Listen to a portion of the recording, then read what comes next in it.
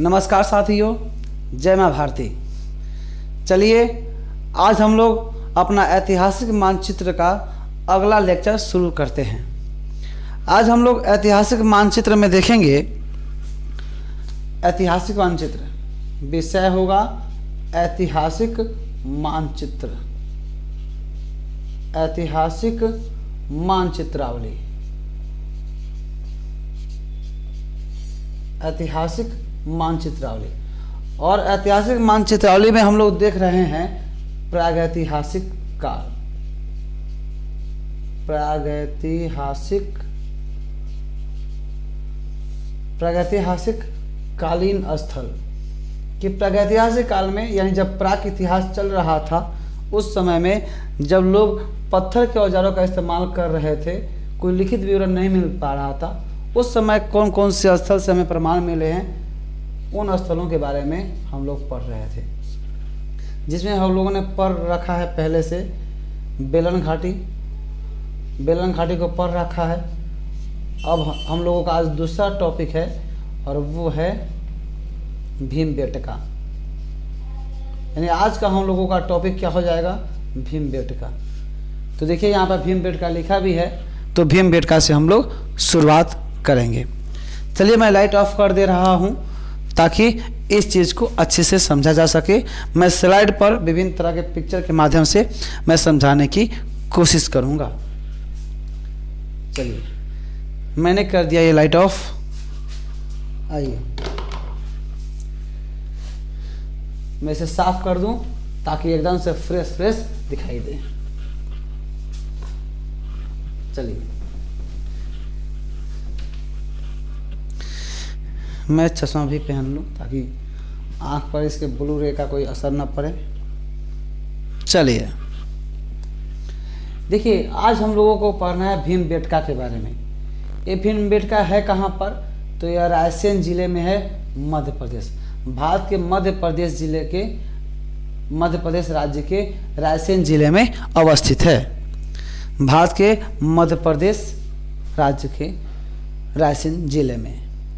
चलिए अब हम लोग क्या करते हैं, एक काम करते हैं, हम लोग इस चीज़ को एक एक नक्शे, पहले इसके लोकेशन को देख लेते हैं, इसकी अवस्थिति को देख लेते हैं कि वास्तव में भीमबेटका है कहाँ पर, या फिर अभी तो है नहीं, उसके अवशेष सिर्फ बचे हुए हैं, ये था कहाँ पर।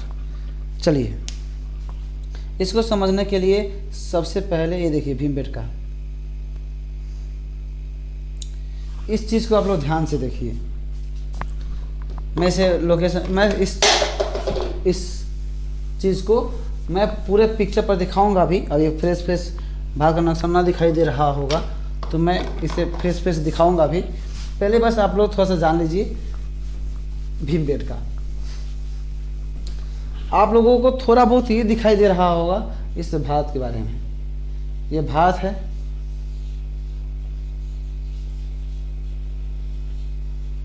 ये भारत, और भारत में ये है मध्य प्रदेश वाला इलाका, और मध्य प्रदेश के में यहाँ पर है, ये यहीं पर है भीमबेटका। और भीमबेटका के बारे में यहाँ पर दो इन्फॉर्मेशन दी गई है, यहाँ पर दो इन्फॉर्मेशन दी गई है। तो मैं इसे थोड़ा जूम करता हूँ ताकि आप लोगों को दिखाई दे। देखिए मैं थोड़ा जूम करता चलूँ, पहले मैं इसे फ्रेश कर दूँ ताकि फ्रेश दिखाई दे आप लोगों को।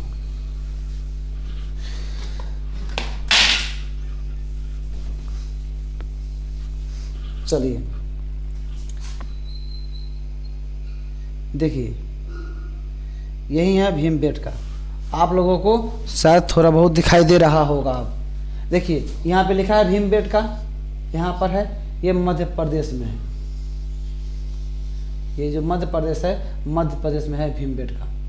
ये पूरा इतना बड़ा है क्षेत्र, ये भीमबेटका यहीं पर है। तो भीमबेटका के बारे में दो इन्फॉर्मेशन इधर दी गई है।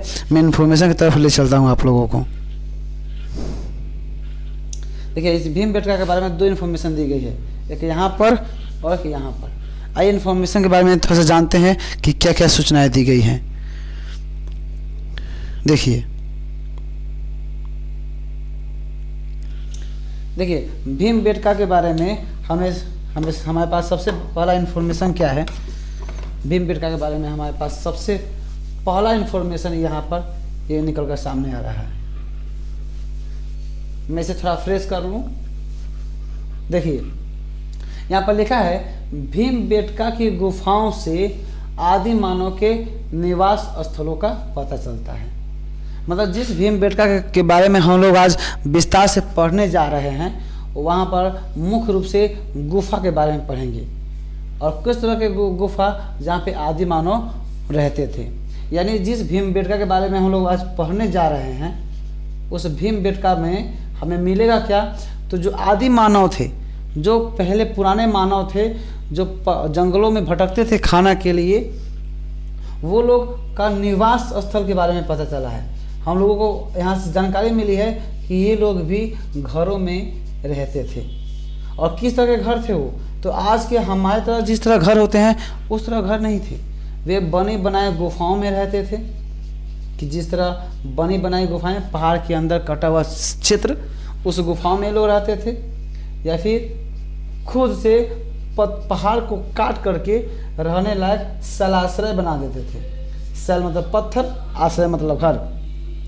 तो हमें क्या मिलेगा कि जैसे ये कोई पहाड़ है तो पहाड़ का एक कटा हुआ हिस्सा, ये कटा वाला हिस्सा हो जाएगा और यहाँ पे लोग रहेंगे।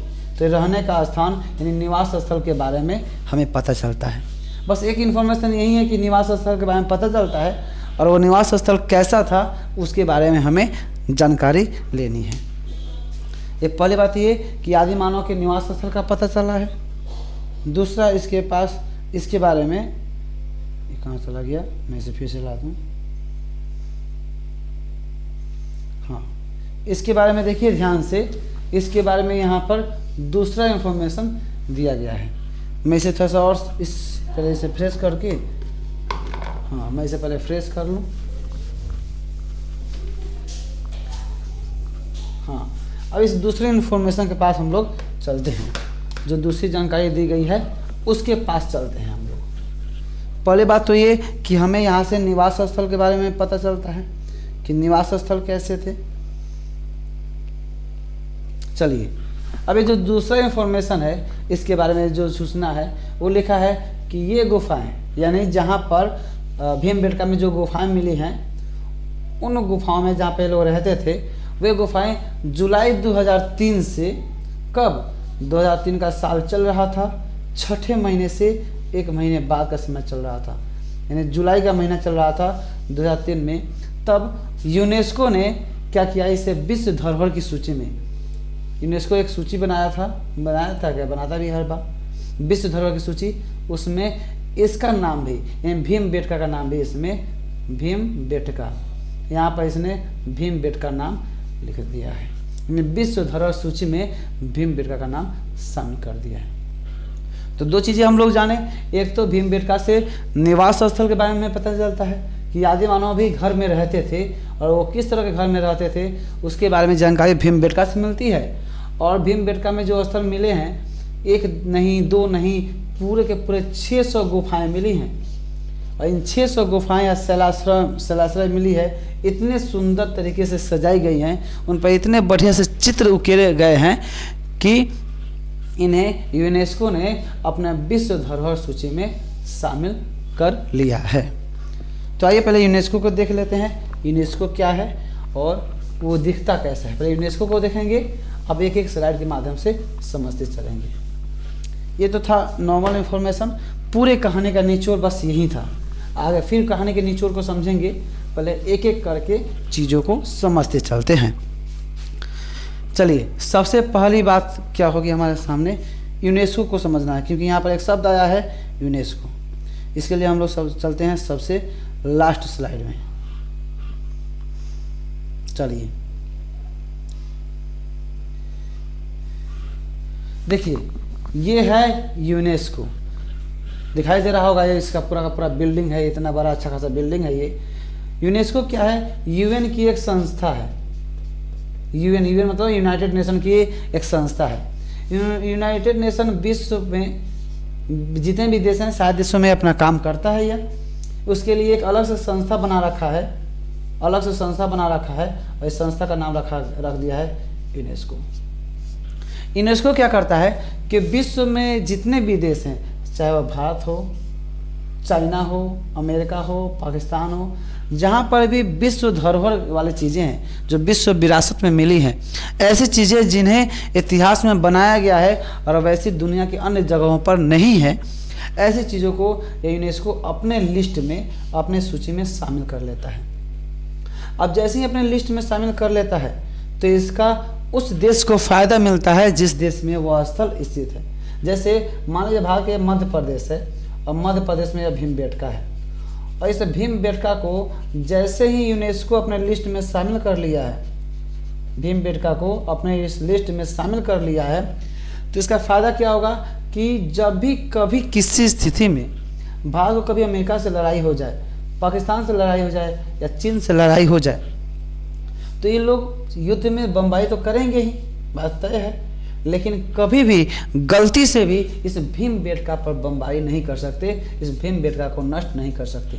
अगर ऐसा करने का हिम्मत करेंगे तो विश्व के अन्य देश मिल करके उस देश को थूर देंगे, अच्छे से उसका इलाज कर देंगे।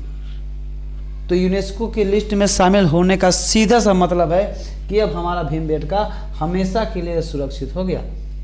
भारत सरकार तो इसे सुरक्षित जहाँ तक हो सकेगा करेगा ही, विश्व के अन्य देशों की भी जिम्मेदारी बन जाएगी कि इस भीमबेटका को सुरक्षित करें। अब जैसे सुरक्षित करेगा तो इससे फ़ायदा क्या होगा? आप लोग जानते हैं कि भीमबेटका इतना सुंदर जगह है कि पर्यटन के दृष्टि से बाहर से लोग यहाँ पर देखने के लिए आते हैं, तो पर्यटन की दृष्टि से भी ज़्यादा महत्वपूर्ण है।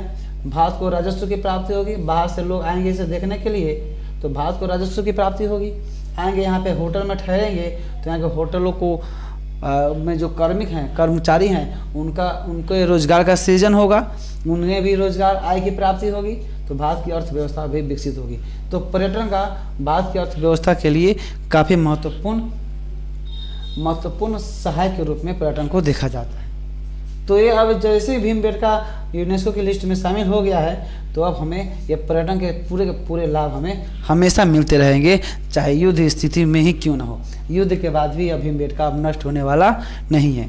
तो और ये काम हुआ कब? ये चल रहा था कब? जुलाई का महीना चल रहा था, जून जुलाई, और वर्ष चल रहा था 2003 का समय, और आज हो गया 2022, यानी आज से 19 वर्ष पहले इसे समय किया गया। तो बस ये थी छोटी सी जानकारी। अब हम लोग एक एक स्लाइड करके देखते हैं भीमबेटका के बारे में, क्योंकि भीमबेटका में निवास स्थल मिले हैं, घर मिले हैं। तो आजकल के रहने की तरह घर तो थे नहीं, वो गुफा था। तो उन गुफाओं के बारे में पढ़ना शुरू करते हैं कि वे गुफाएं क्या थी, कैसी थी, उन पर चित्र कैसे बने हुए थे। इसके लिए सबसे पहले हम लोग फिर से पहले स्लाइड पर आते हैं, और ये है हमारा पहला स्लाइड। पहले स्लाइड में देखेंगे भीमबेटका का रायसेन जिला मध्य प्रदेश में। ये पूरा का पूरा भारत है, भारत के बीच में मध्य प्रदेश है, और मध्य प्रदेश के लगभग बीच में है भीमबेटका। कभी कभी ऐसा दे दे कि भारत का नक्शा दे दे और मध्य प्रदेश दे दे, और बीच में एक बिंदु दे दे और कह दे कि भाई बताइए यहाँ पर एक प्रागैतिहासिक कालीन स्थल का नाम बताइए कि कौन था प्रागैतिहासिक कालीन स्थल। उसके बारे में लिखिए तो लिख देंगे कि प्रागैतिहासिक कालीन एक ही स्थल था यहाँ पर, और वो था भीमबेटका। और भीमबेटका के बारे में जो 30 शब्दों में जवाब देना होता है यूपीएससी में, तो यहाँ पर जवाब दे पाएंगे। तो पूरा भारत बीच में है। आइए इस चीज़ को और स्लाइड से समझने का प्रयास करते हैं। देखिए ये पूरा का पूरा भारत है, ये पूरा का पूरा भारत है। मैं इसे थोड़ा सा बड़ा कर दूं, देख पा रहे हैं भारत, और भारत में पूरा देख पा रहे हैं ये पूरा मध्य प्रदेश, और मध्य प्रदेश के बीचों में ये है कौन सा? रायसेन जिला, भोपाल के बगल में है। मैं इसे थोड़ा सा कहिएगा तो मैं थोड़ा जूम करके भी दिखा सकता हूँ। देख पा रहे हैं आप लोग, ये पूरा का पूरा मध्य प्रदेश का इलाका आ गया। और मध्य प्रदेश के इलाके में ये जो आप काले काले बिंदु देख पा रहे हैं ना, ये काले काले बिंदु, यहीं पर है रायसेन जिला, यहीं पर है रायसेन जिला। चलिए मैं इसे अगले स्लाइड में भी दिखाऊंगा, यहाँ पर दिखाई नहीं देगा लिखा हुआ, बस मैं दिखा रहा हूँ कि पहचानना कैसे है। पूरा भारत होगा, भारत के बीचों बीच मध्य प्रदेश होगा, मध्य प्रदेश के भी बीचों बीच में एक बिंदु दिया रहेगा, एकदम बीचों बीच में, तो समझ जाएंगे कि वहाँ पर रायसेन जिला और भीमबेटका के बारे में पूछा जा रहा है। आइए अब हम लोग देखते हैं एक चीज़ फिर से। हमने पहले भारत लिया था और भारत के इस पूरे एक राज्य को ले लिया मध्य प्रदेश, मैं से मिटा दूँ, मध्य प्रदेश राज्य को ले लिया और मध्य प्रदेश ये पूरा का पूरा मध्य प्रदेश है। देख पा रहे हैं आप लोग, ये पूरा मध्य प्रदेश की स्थिति है। ये हरा हरा रंग का जो दिखाई दे रहा है ना, ये मध्य प्रदेश की स्थिति है और मध्य प्रदेश में ये भोपाल है। मैं इसे भी जूम करके दिखा सकता हूँ आप लोगों को। देखिए आप लोग, मैंने इसे जूम कर दिया। जूम करने का फ़ायदा क्या हुआ, ये नहीं, ये भोपाल है। यहाँ पर देखिए हवाई अड्डे का निशान दिया हुआ है, मतलब यहाँ पर हवाई जहाज़ हैं, उड़ती हैं। और यही है रायसेन जिला, यहीं पर है रायसेन जिला। और देख पा रहे हैं रायसेन जिला में एक नदी यहाँ पे बह रही है। और ये नदी कौन सी नदी है, तो ये नदी है नर्मदा नदी। तो कभी कहीं कोई पूछ दे कि भीमबेटका किस नदी के किनारे स्थित था, तो नर्मदा नदी घाटी में स्थित था या नर्मदा नदी के किनारे स्थित था। यहाँ पे जानते ही हैं मध्य प्रदेश में विंध्य पर्वत है, तो ये भी लिख सकते हैं कि विंध्य पर्वत में स्थित था, विंध्य पर्वतमाला में स्थित था, ये भी लिख सकते हैं रायसेन जिला में। मैं इसे अलग से भी दूसरे स्लाइड में दिखा देता हूँ आप लोगों को। चलिए, ये प्रॉपर मध्य रायसेन जिला का है। मैं इसे रायसेन जिला को और भी दिखाऊंगा आप लोगों को। एकदम से दिमाग में बैठा लेना है कि भीमबेटका था कहाँ पर, ताकि कभी दिमाग से उतरे ही नहीं। इतनी ज़्यादा स्लाइड में देखिए आप लोग, इतने ज़्यादा स्लाइड में कि भीमबेटका एकदम दिमाग में बैठ जाए। देखिए ये क्या है, आप लोग देख पा रहे हैं, ये मध्य प्रदेश का वो हिस्सा है जहाँ से हम लोग आसानी से रायसेन जिलों को देख सकते हैं। देखिए ध्यान से, अब दिखाई देगा, यही तो है भोपाल और यही तो है रायसेन जिला। देखिए यहाँ पे लिखा है कि नहीं, रायसेन जिला, रायसेन, रा य से और न, रायसेन जिला। देख पा रहे हैं आप लोग, ये विदिशा है, विदिशा यही सांची है, सांची। तो सांची के बगल में, चाहे भोपाल के बगल में कह लीजिए, चाहे विदिशा के दक्षिण में कह लीजिए, भोपाल के पूर्व में कह लीजिए, या सांची के उत्तर पूर्व में, दक्षिण पूर्व में कह लीजिए, ये भीमबेटका स्थित था। सांची, वहीं सांची का स्तूप जहाँ पे अशोक ने सांची का स्तूप बनवाया था। चलिए अब हम लोग देखते हैं भीमबेटका की स्थिति को हम लोगों ने समझा, देखा, जाना।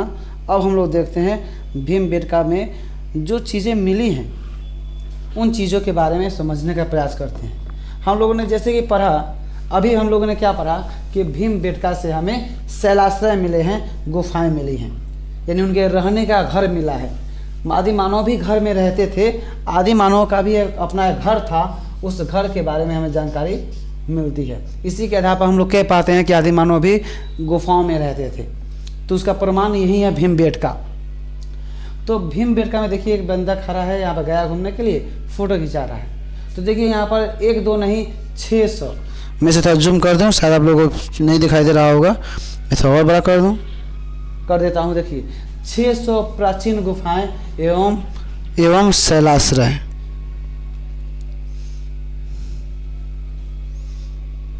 देखिए 600 प्राचीन गुफाएं एवं शैलाश्रय।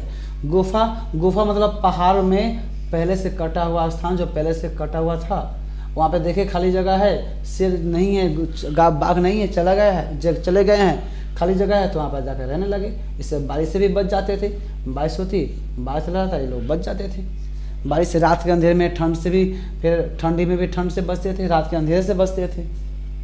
और फिर शैलाश्रय, शैल का मतलब होता है पत्थर, शैल का मतलब होता है पत्थर, और आश्रय का मतलब होता है घर। तो पत्थर के घर, यानी जहाँ पे ये लोग खुद काट करके भी, पत्थर से पत्थर को काट करके, पहाड़ों को काट करके तब रहने लायक घर बनाते थे। तो इस तरह वो लोग उस समय में भारत के मध्य प्रदेश में 1 नहीं 2 नहीं 3 नहीं, पूरे के पूरे 600 ऐसे घर देखने को मिलते हैं। 600 घर पाए गए हैं, गुफाएं और शैलाश्रय पाई गई हैं। और इसमें एक खास बात ये है कि ये जो गुफाएं हैं, देखिए कितने शानदार तरीके से गुफाओं को काटा गया है, पत्थरों को काटा गया है। और यहाँ पर बीच बीच में आप लोग जो लाल रंग का दिखाई दे रहा है ना आप लोगों को, ये लाल रंग नहीं, यहाँ पर कुछ ना कुछ चित्र बने हुए हैं। ठीक वैसे ही चित्र जैसे हम लोग दिवाली के समय में क्या करते हैं कि जब घर का पुचारा कर देते हैं, घर की रंगाई पोताई कर देते हैं, तो उस पर या तो स्वस्तिक का निशान बना देते हैं, चिन्ह बना देते हैं, या फिर लक्ष्मी माँ का चित्र बना देते हैं, सरस्वती माँ का चित्र बना देते हैं, गणेश भगवान का चित्र बना देते हैं ना, या फिर कोई पक्षी हाथी वगैरह देखे हैं तो हाथी का चित्र बना देते हैं, कमल देखे हैं तो कमल का चित्र बना देते हैं, कमल का चित्र बना देते हैं हम लोग। तो उसी तरह वो लोग जो जो चीज़ देखे थे ना, इन दीवारों पर उनका चित्र बना दिए हैं। आइए उन चित्रों को देखते हैं कि किस तरह के चित्र वो लोग बनाए थे। चलिए उन चित्रों को भी देख लेते हैं। तो अभी तक हम लोग देख चुके हैं कि भीमबेटका भारत के मध्य प्रदेश राज्य के रायसेन जिले में स्थित, वहाँ पर से 600 गुफाएं मिली हैं, गुफाएं या शैलाश्रय कह लीजिए। उन शैलाश्रय या घरों पर चित्र मिलते हैं। किन चीज़ों के चित्र मिलते हैं?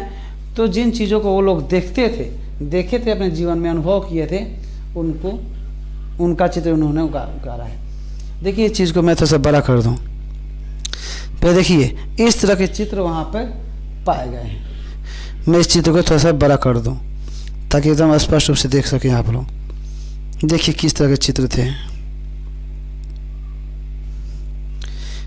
देखिए देख पा रहे हैं आप लोग, 12 सिंगा का चित्र है ये। तो जिस तरह के पशु को उन लोगों ने देखा था उस तरह के चित्र इन्होंने, देखिए 12 सिंगा है ये। तो 12 सिंगा के चित्र उन्होंने बनाए हैं। कहाँ पर? उन दीवारों पर, जो गुफा था ना, उस गुफा के दीवारों पर इन्होंने चित्र बनाया है, ये जो मैंने अभी बताया लाल रंग का। फिर देखिए यहाँ पर, देखिए ध्यान से, ये गेंडे का चित्र बनाया है इन लोगों ने, गेंडे का चित्र बनाया है। और भी देखिए इन चित्रों को, ये देखिए कितने शानदार तरीके से पत्थर पर चित्र बनाए गए हैं। आप लोग देख पा रहे हैं इन चीज़ों को। एकदम पत्थर पर चित्र बनाना कितना मुश्किल होता है, तभी इन लोगों ने पत्थर पे, देखिए ये बैल का, भैंसे का चित्र इन्होंने बनाया है। तो जिस तरह के जानवरों को लोग देखते थे उस तरह के चित्र बनाते थे। अब आप लोग कहिएगा कि भाई बता दो, ये चित्र आप जिसके बारे में बता रहे हैं, चित्र के बारे में बताइए, तो यहाँ पर कितना साल पुराना है? तो देखिए यहाँ पे मैंने लिखा भी है इस चीज़ को। और ध्यान रहे इस चीज़ का कि जो मैं PDF पर मैं समझा रहा हूँ ना, इससे मैं वीडियो की लिंक होगा ना, वीडियो जहाँ पे लिखा होगा वहाँ उसके डिस्क्रिप्शन में, यानी वीडियो के नीचे मैं इसे PDF के रूप में डाल दूँगा। इससे जिसे स्क्रीनशॉट लेना हो ना, तो स्क्रीनशॉट लेने की ज़रूरत नहीं है, मैं वहाँ पे PDF डाल दूँगा, डायरेक्ट डाउनलोड कर लीजिएगा, फ्रेश आ जाएगा। तो वहाँ से इतना मेहनत करने की ज़रूरत नहीं है, बस चीज़ों को आप समझिए। तो देखिए 1 साल 2 साल नहीं, ये पूरा का पूरा 10,000 साल पहले, सोच सकते हैं आप लोग कितना, 10,000 साल पहले, 10,000 साल पहले के ये चित्र हैं, पुराने चित्र हैं। बताइए हम लोग 5 साल पहले ही चित्र नहीं बचा पाते, ये 10,000 साल पुराने चित्र अभी भी मिले हुए हैं। और आपको जानकर हैरानी होगी कि देखिए यहाँ पर लिखा है प्रागैतिहासिक शैल चित्रकला, भारत में शैल चित्रकारी का एकमात्र उदाहरण। यानी भारत में उस समय जब प्रागैतिहासिक काल चल रहा था, जब कब का समय है, प्रागैतिहासिक काल चल रहा था, मानव जब पत्थर का इस्तेमाल कर रहे थे, उस समय भारत में चित्रकारी का एकमात्र उदाहरण यही भीमबेटका से मिलता है। भारत में और कहीं पर भी इस भारत में भीमबेटका के अलावा, इस भीमबेटका के अलावा और कहीं पर भी इस तरह के पत्थर पर बने हुए चित्र, जिसे शैल चित्रकारी कहते हैं ना, शैल मतलब पत्थर, चित्रकारी मतलब पत्थर पर बनाया गया चित्र। ये पत्थर हो गया और पत्थर पर बनाए गए विभिन्न तरह के चित्र। तो इस तरह के चित्र का दूसरा उदाहरण नहीं मिलता, सिर्फ और सिर्फ भीमबेटका से ही उदाहरण मिलता है।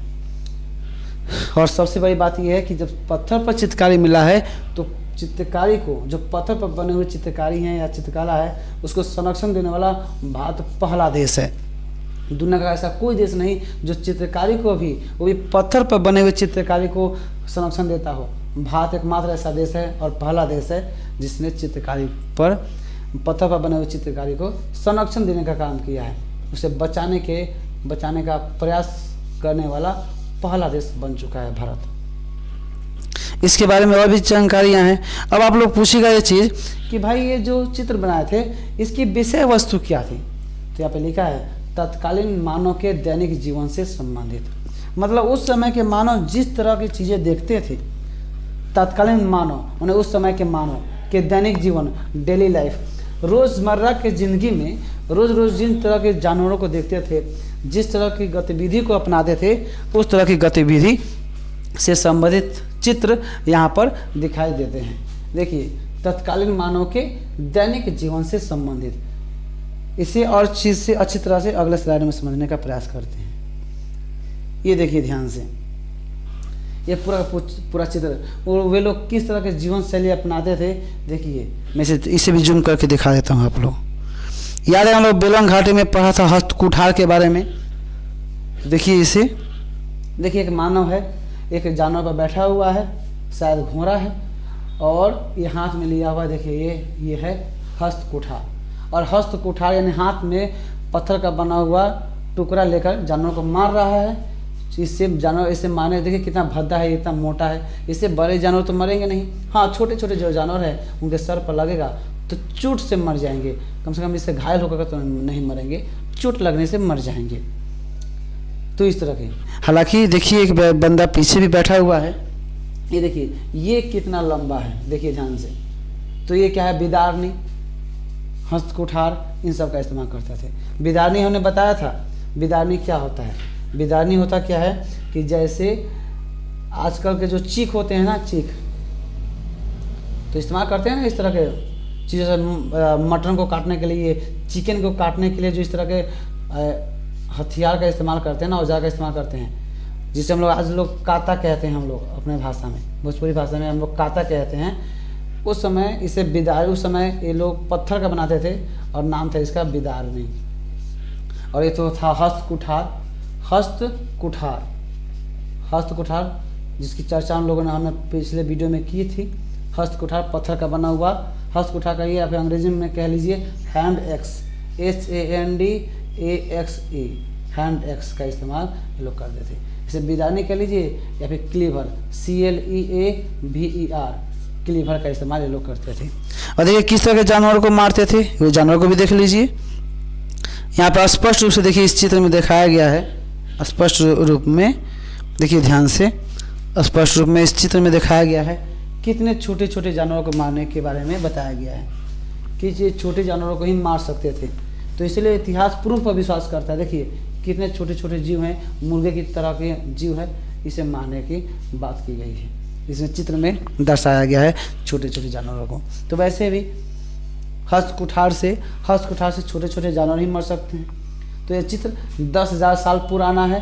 इसकी विषय वस्तु मानव जीवन के दैनिक परिधि से, दैनिक कार्यों से संबंधित है, और यह एकमात्र चित्र शैली है भीमबेटका से मिलती है उस समय की। इसके अलावा दूसरा कोई भी चित्र नहीं है जहाँ से, दूसरा कोई भी स्थल नहीं है जहाँ से इस तरह के चित्र मिले हों। अब बात आती है एक चीज़ कि वास्तव में ये तो उस समय था, अभी क्या क्या स्थिति है इसकी, कहाँ पर है। तो देखिए जहाँ पर भीमबेटका के बारे में मैंने बताया ना, जहाँ पे मैंने बताया कि जैसे भारत हो गया, भारत में मध्य प्रदेश, जो भीमबेटका मैंने बताया एकदम बीचों बीच में, तो उसी के चारों तरफ से बाउंड्री घेर करके एक जगह बना दिया गया है, और वो हो गया अभयारण्य, बाघ का अभयारण्य है वो, तो इसे कहते हैं। और जो उसका नाम रख दिया गया है राता पानी, राता पानी, देखिए यहाँ पर लिखा है राता पानी। तो बाघ का आरक्षण है, अभयारण्य है ये, बाघ है अभयारण्य, अभयारण्य कह लीजिए या फिर उद्यान कह लीजिए, हालांकि दोनों में थोड़ा बहुत फर्क होता है प्राकृतिक और कृत्रिम को लेकर के, लेकिन बस इतना समझिए कि बाघ के संरक्षण का केंद्र बना दिया गया है। ये देखिए यही है सीमा प्रारंभ राता पानी अभयारण्य। अब जो भीमबेटका है ना, इस राता पानी के अंदर ही, बीच में ही यह भीमबेटका अवस्थित है, क्योंकि इसमें अंदर गुफाएं हैं, गुफाएं बनी हुई है। तो पहले मानव रहा करते थे, अब उसका इस्तेमाल रख कर दिया गया है कि बाघों को अंदर छोड़ दिया गया है ताकि बाघ उस गुफा में रह सके। तो बाघों के लिए बना बनाया घर भी मिल जाएगा, इसलिए ऐसा किया गया है कि बाघों के लिए रहने के लिए घर भी मिल जाएगा, कि जिस गुफा में पहले मानव रहा करते थे उसमें बाघ रहेंगे। तो राता पानी अभयारण्य में वो चला गया है। राता पानी अभयारण्य के बारे में थोड़ा सा देख लें आप लोग, देखिए ध्यान से, इस चीज़ को मैं बड़ा कर दूं। देखिए यहाँ पर लिखा हुआ अभी है स्पष्ट रूप से, देखिए देख पा रहे हैं आप लोग, ये देखिए ये है राता पानी और यहाँ पर लिखा है अभयारण्य। इसका प्रवेश द्वार है ये रातापानी अभयारण्य। देख पा रहे हैं उस पार कि पूरा का पूरा जंगल है, उधर पूरा का पूरा जंगल है और जंगल में बीच बीच में गुफाएं हैं जहाँ पे पहले मानव रहते थे। मानव के निवास का पता चला है और वहाँ पे अब बाघ रहते हैं। बाघों के लिए आरक्षित क्षेत्र बना दिया गया है।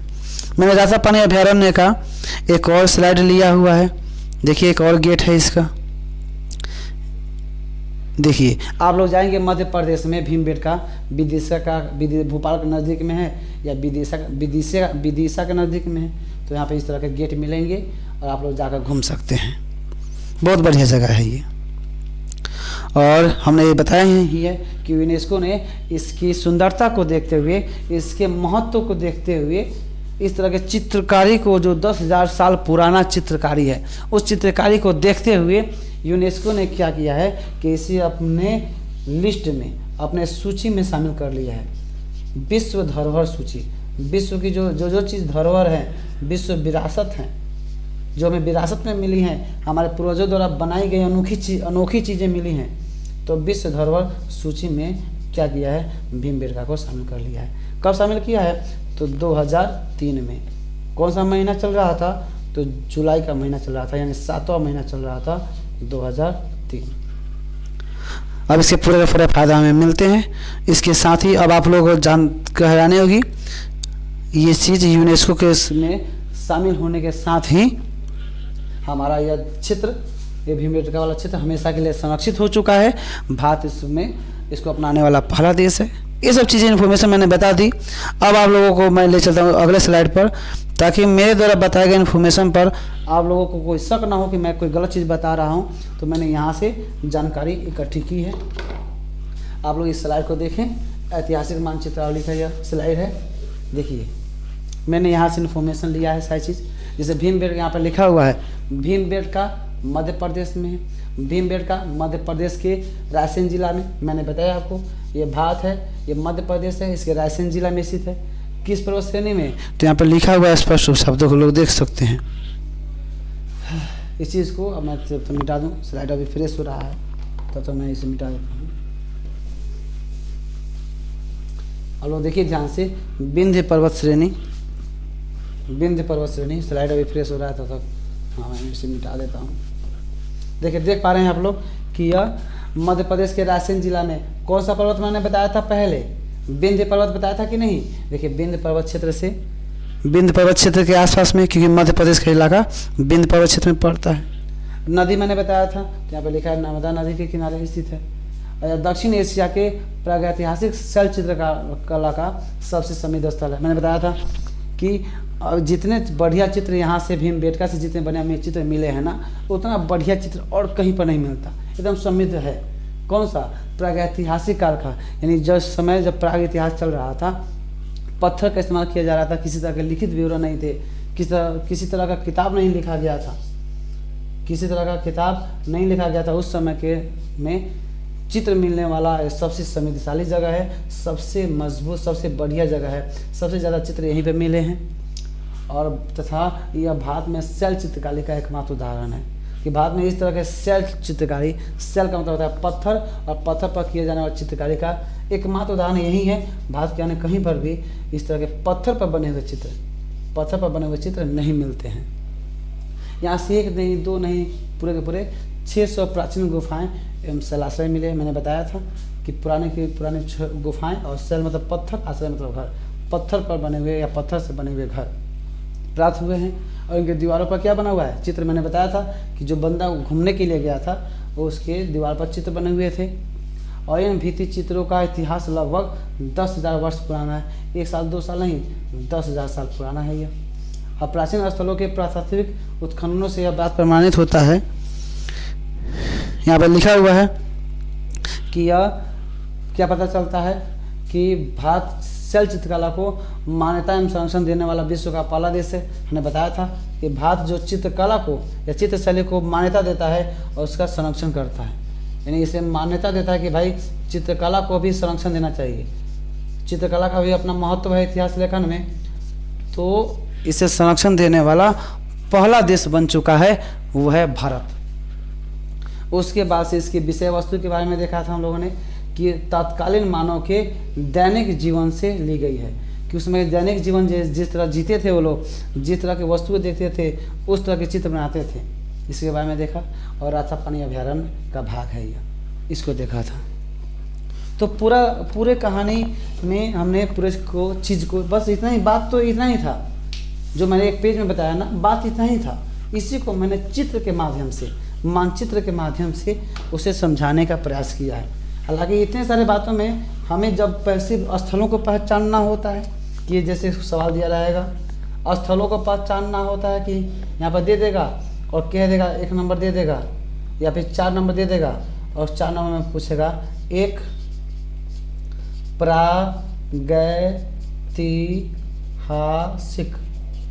प्रागैतिहासिक कालीन स्थल। अली जी आप चुनते रहिए।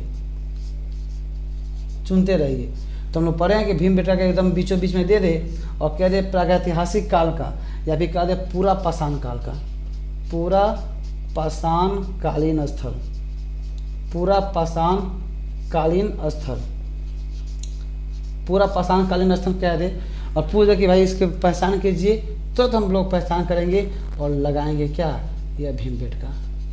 तो सिर्फ भीमबेटका लिखना नहीं होता, उसके बारे में 30 शब्दों में, कितने शब्दों में, तो 30 शब्दों में इसके बारे में हमें लिखना भी होता है। तो 30 शब्दों में अगर हमें लिखना है तो इतनी जानकारी तो चाहिए ही। अब इसमें से कोई भी 30 शब्द में बढ़िया बढ़िया जानकारी लिख देंगे समय के हिसाब से। चलिए, इसी के साथ ही लोगों का बहुत बहुत धन्यवाद। तो वीडियो कैसा लगा कमेंट सेक्शन में ज़रूर बताएं, और ऐतिहासिक मानचित्र को देखना बिल्कुल ना भूलें, क्योंकि जो भी यूपीएससी के एस्पिरेंट हैं और उनका ऑप्शनल, उनका बहुविकल्पीय विषय इतिहास है, तो उन्हें पता होगा कि फर्स्ट पेपर, इतिहास का फर्स्ट पेपर का पहला क्वेश्चन यही ऐतिहासिक मानचित्रावली से ही रहता है, और उसे लिखना अनिवार्य भी होता है, उसे छोड़ा नहीं जा सकता। 8 सवालों में से 1 नंबर सवाल और 5 नंबर सवाल अनिवार्य होते हैं। इसमें 1 नंबर सवाल में यही रहता है, और 1 नंबर 2 नंबर का नहीं होता, 50 नंबर का होता है यह। तो 50 अंक का सवाल का जवाब ढूंढने के लिए, उसे हासिल करने के लिए थोड़ा थोड़ा करके तो समझना पड़ेगा ही। तो इसके साथ ही बहुत बहुत धन्यवाद। मिलते हैं अगले लेक्चर में, अगले किसी वीडियो में। तब तक के लिए धन्यवाद। आपका दिन शुभ हो। हंसते रहिए, मुस्कुराते रहिए। जीवन में रखा क्या है, सब मोह माया है। धन्यवाद। जय माँ भारती।